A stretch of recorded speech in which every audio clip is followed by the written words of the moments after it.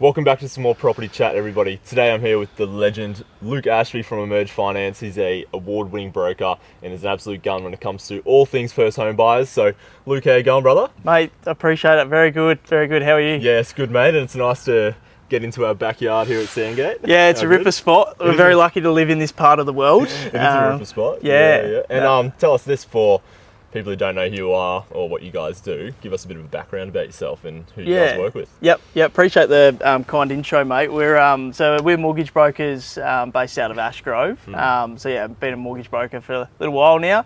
I specialise in the first home buyer space, so I'm really passionate about that.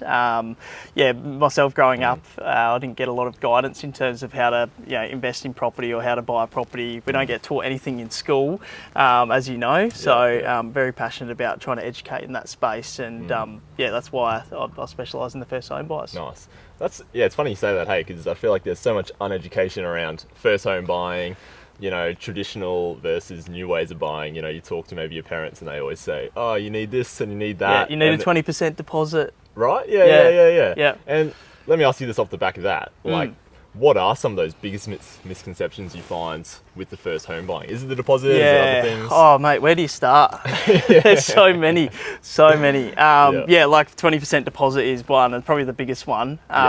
You might have people close by to you, your parents or maybe a mentor that's bought 10, 15, 20 plus years ago, and maybe back then you needed a 20% deposit. And in a lot of cases it's ideal to have a 20% deposit, but you don't actually need it. There's a lot of really good ways to get into the market, still save on lender's mortgage insurance. Like for those that don't know, like to avoid LMI, lender's mortgage insurance, you've got to have a 20% deposit.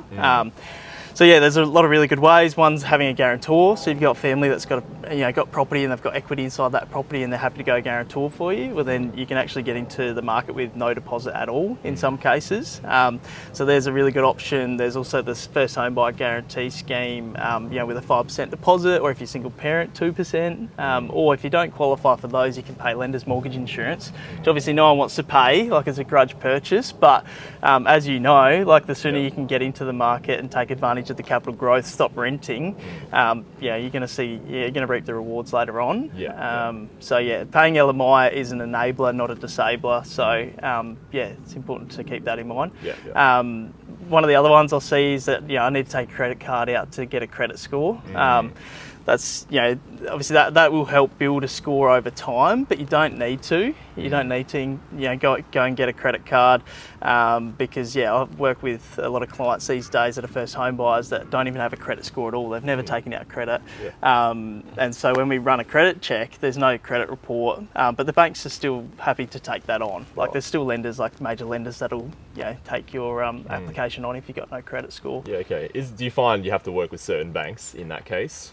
Or is it just depending on the person? For the no credit score? Yeah, correct. Most of them on the scheme, like first home guarantee scheme, will take it. So as long as everything else stacks up, like you've also got to have like a deposit, and you've got to most of the time have that genuinely saved and inside your account over a period of 3 months, 5% of the purchase price. So they look at the overall picture. So if you've got bad spending habits and you don't have a credit score, well then that's probably not going to, the lender might not look at you so favourably. It's overall picture when we're looking at that. Gotcha, And I know there's a lot of talk at the moment, with younger people and younger generations sort of saying, oh, the property market just seems so unaffordable now, whether it's the deposit, whether it's, serviceability.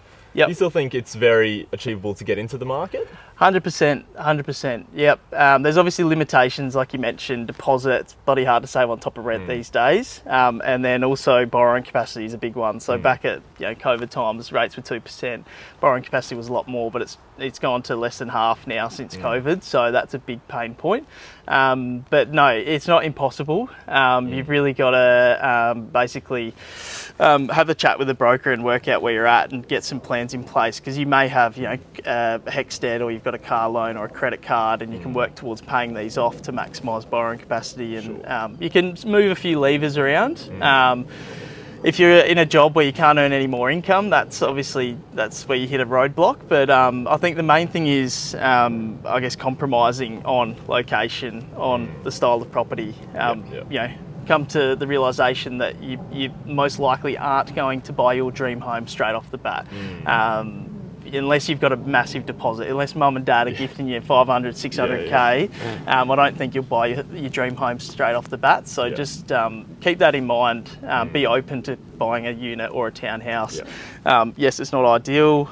Yes, you may pay some body corporate fees and things like that, but it'll stop you from renting. You'll take advantage of capital growth. Obviously, you know, you've got your finger on the pulse with townhouses and apartments in Brisbane at the moment, going absolutely ballistic because that's all people can afford. So prices are going up, and you might only have it for a couple of years. Exactly, yeah. And it's the balance, right, between getting into the market versus, like you're saying, you've got to have some sort of sacrifice somewhere. Because it's always funny, you look back 10 years and we always thought that $1 million would buy us the world. Yes. And now you look at what $1 million actually buys you. And I think there was a video the other day, where was it? It was in Enoggera, I think it was. And absolute, pretty much a knockdown house. I don't even think they were letting people walk through the house. It was that bad. Wow. And it's a knockdown for, I think it sold for like 1.15 or something crazy like that.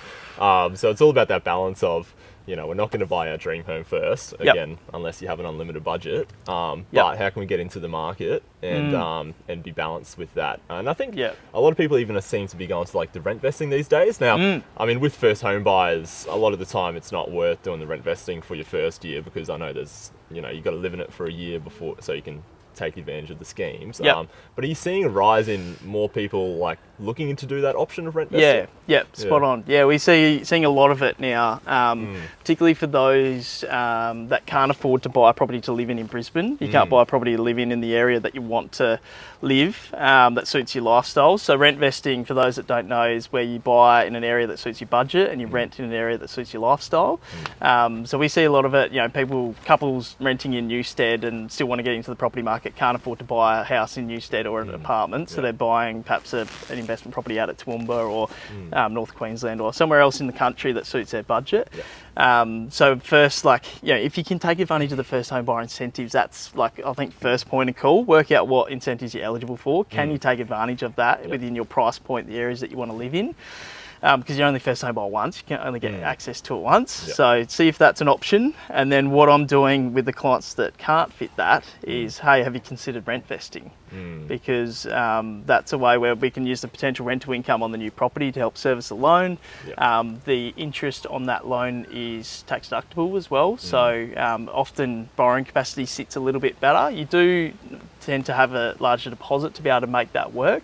But it's a really good solution to be able to get into the market, get on the ladder, have it for a few years, perhaps whilst your income's building. You might be a young professional on 80 grand